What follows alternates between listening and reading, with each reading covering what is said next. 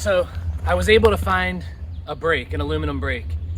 I won't spend time on it, but just like everything right now, it was way too expensive to rent.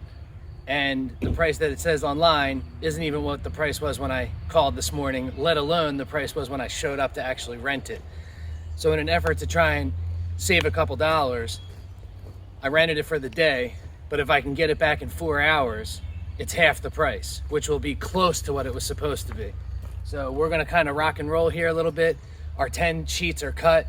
All I have to do is really mark them, get the first one bent to make sure the template's good, and then we'll just follow that 9 more times and we should be in good shape. So we're just gonna rock and roll. If we don't catch it all on video, it's because I'm trying to be, time is of the essence.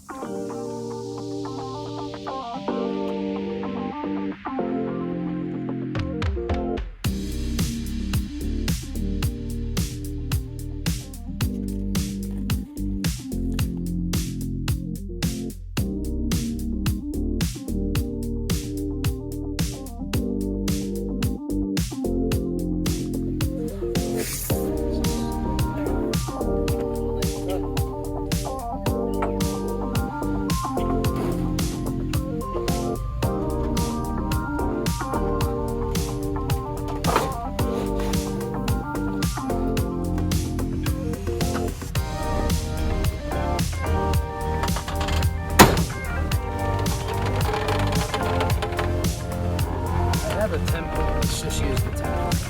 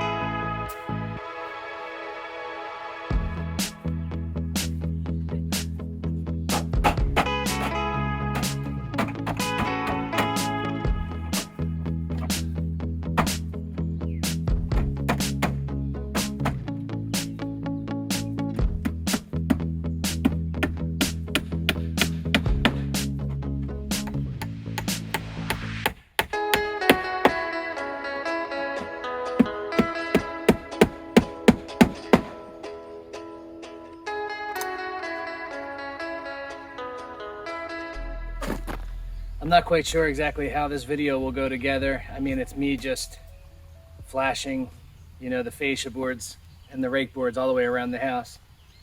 I have a feeling I'll wind up just doing a little bit of talking and then just overlaying some of the videos so you guys can see us doing it. Each job that somebody does is going to be a little bit different, but I did want to let you know the whole thing feels custom. Obviously there's no store-bought, you know, or a building supply store-bought flashing that's just going to fit this house, mostly because this is kind of like a design and build, like we say all the time. And there's some small things that we did that I didn't know down the road would affect the flashing. So for instance, you know, I don't want to jump up there, but a lot of people would have mounted their J channel, their J track for their soffit. They would have maybe put like a T-square across their fascia and then hit their house. And then they would have put the J track nice and level and then mounted their soffit just flat. Whereas we wanted it to still have that chalet style soffit. So with that, there's no like bird box at the end where the gable comes down and meets the fascia. You know, there's no bird box that you would see on a typical house. So that makes for a little bit of a unique kind of end cap, which I'm still working on now since I'm bringing the rake board flashing down. We'll see how it all works out. In addition to that, I may have mentioned already that, you know, the flashing for the fascia isn't a standard size. So, you know, we had to kind of bend that custom to not only look nice, but to actually do its job and protect, you know, all the wood and then close off that, you know, the eaves underneath. So just like those pieces, the rake board, which you would normally probably be able to just take a piece of 6-inch fascia trim and slide it right up underneath the drip edge and, you know, nail it from underneath. We decided way back, you can go look in the videos, we closed in, you know, that 12-inch extension that hangs over the house. Normally people would just mount a J-track and then put their vinyl soffit. We actually added pieces of OSB, you know, a 12-inch strip by 8 foot long, and just closed off that edge so that we could essentially keep the critters out, you know, help keep some of the bugs out. But because of that, it added like, you know, a 1/2 inch, maybe a little bit more. So now the 6-inch fascia trim, if I were to put that on, there's not enough of it to go underneath the drip edge. So what we're having to do is take 8-inch trim and cut it down to 7 inches so that it can slip underneath the drip edge and still have a nice, you know, seal on the bottom part of that vinyl soffit material. So now I'm going to spend the next little bit hand cutting, you know, these 12-foot lengths. I'm going to cut about 1 inch off of each one so that we can slide it under the drip edge. So nothing's easy, right? But it's got to get done.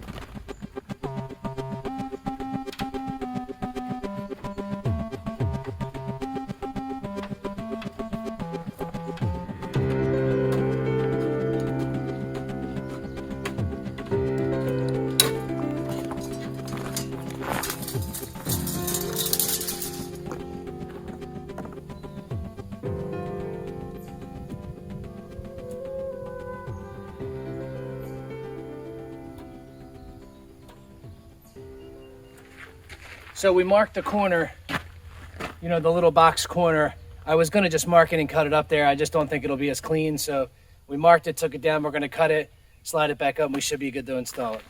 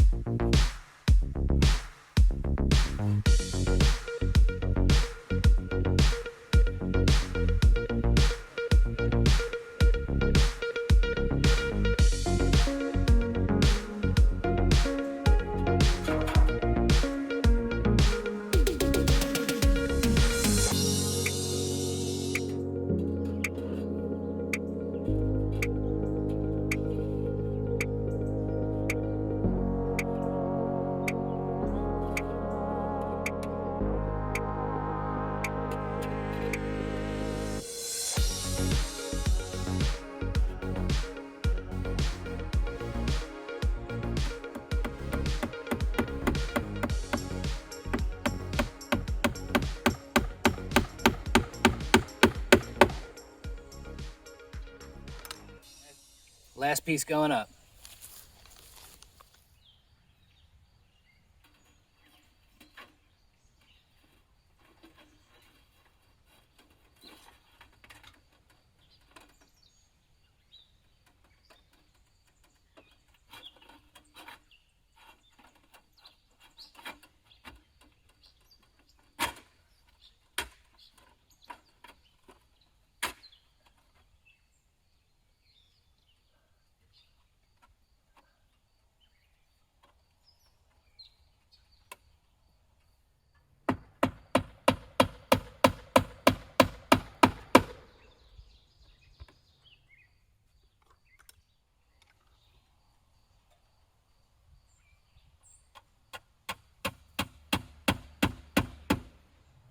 Hey, good morning, everybody.